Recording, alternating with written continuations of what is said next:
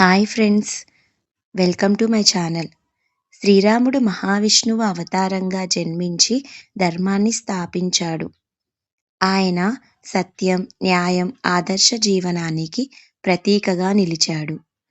రామాయణంలో ఆయన జీవితం మనకు మంచి మార్గాన్ని చూపిస్తుంది. ఈ వీడియోలో శ్రీరామనవమి పూజా విధానం చూద్దాం. వీడియోని మధ్యలో ఎక్కడా స్కిప్ చేయకండి. వీడియో మొత్తం చూస్తే పూజ ఎలా చేయాలనేది మీకు క్లియర్‌గా అర్థమవుతుంది. ప్రతి ఒక్కరూ ఈరోజు శ్రీరాముడు జన్మదినంగా ఎంతో భక్తితో జరుపుకుంటారు. ఈ పూజ చేయడం కోసం ముందుగా ఇంటిని శుభ్రం చేసుకొని, తలస్నానం చేసి, పూజా స్థలాన్ని శుభ్రం చేసుకొని పూజని మొదలుపెట్టండి. పూజకి కావలసిన వస్తువులన్నీ ముందుగానే సిద్ధం చేసుకోండి. శ్రీరాముడు, సీతమ్మవారు, లక్ష్మణుడు, హనుమంతుడు ఉన్న చిత్రపటాన్ని కానీ, విగ్రహాలను కానీ తీసుకోండి. ఆ చిత్రపటానికి కుంకుమ బొట్లు పెట్టి స్వామివారిని ప్రతిష్ఠించండి. ఈ పూజలో ముఖ్యమైనవి పిండి ప్రమిదలు. పిండి ప్రమిదలను తయారు చేసుకోండి.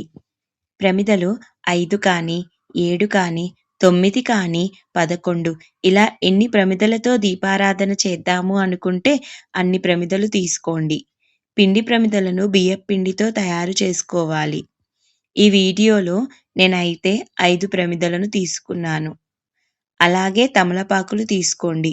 తమలపాకులు కూడా 3 కానీ, 5 కానీ, 7, 9 అలా తీసుకోండి. నేనైతే 3 తమలపాకులను తీసుకొని పూజ చేశాను.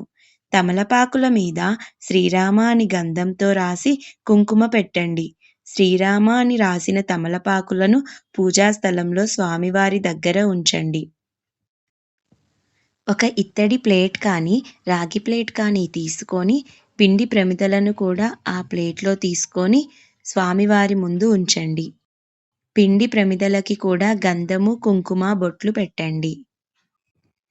ముందుగా దీపారాధన చేయండి. నువ్వుల నూనెతో కానీ, ఆవు నెయ్యితో కానీ, కొబ్బరి నూనెతో కానీ దీపారాధన చేయొచ్చు. తరువాత పిండి ప్రమిదలలో దీపారాధన చేయండి. పిండి ప్రమిదలకి కూడా కొన్ని అక్షింతలు, పూలు వేసి నమస్కరించండి.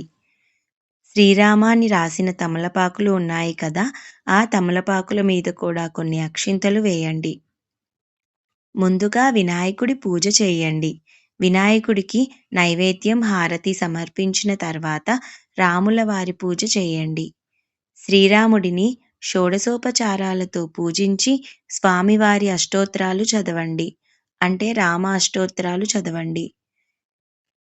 శ్రీరామ అష్టోత్తరాలు చదివేటప్పుడు పువ్వులతో, అక్షింతలతో స్వామిని పూజించండి. వెండి పువ్వులతో కూడా పూజించవచ్చు. శ్రీరాముడి అష్టోత్తరాలతో పాటు సీతాదేవి అష్టోత్తరాలు, ఇంకా ఆంజనేయ స్వామి అష్టోత్తరాలు చదవచ్చు. సీతాదేవి అష్టోత్తరాలు చదివేటప్పుడు అమ్మవారిని పసుపు, కుంకుమలతో పూజించవచ్చు.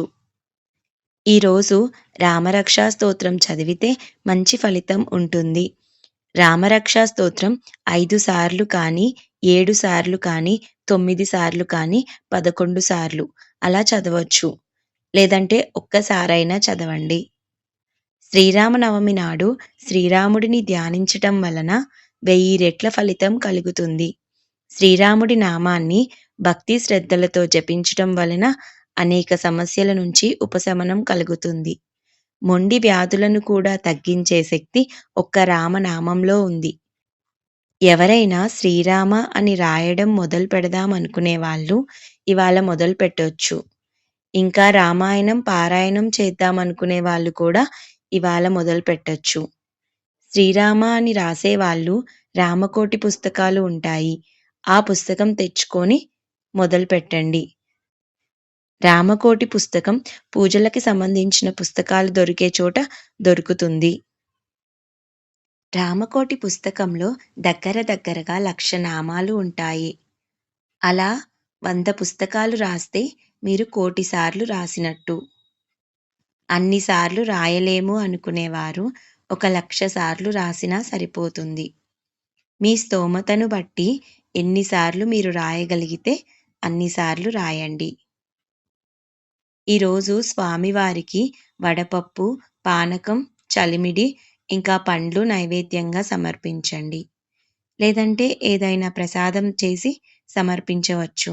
కానీ ఖచ్చితంగా వడపప్పు, పానకం నైవేద్యంగా పెట్టాలి.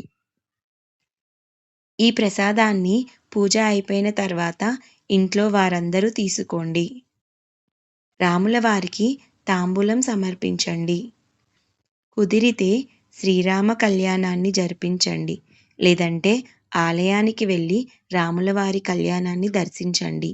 ప్రతి ఒక్కరూ ఇంట్లోనే ఈ విధంగా తేలికగా పూజని చేసుకోండి. ఈ పూజ గురించి మీకు ఏమైనా డౌట్స్ ఉంటే కామెంట్ చేయండి. ఈ వీడియో మీకు నచ్చినట్లయితే లైక్ చేయండి, షేర్ చేయండి. ఇలాంటి మరిన్ని వీడియోస్ కోసం నా ఛానల్‌ని సబ్స్క్రైబ్ చేయండి. మీకు ఇంకా ఏదైనా పూజ గురించి డీటెయిల్స్ కావాలి అనుకుంటే నాకు కామెంట్ చేయండి. నేను వీడియో పెట్టడానికి ట్రై చేస్తాను. Thank you for watching.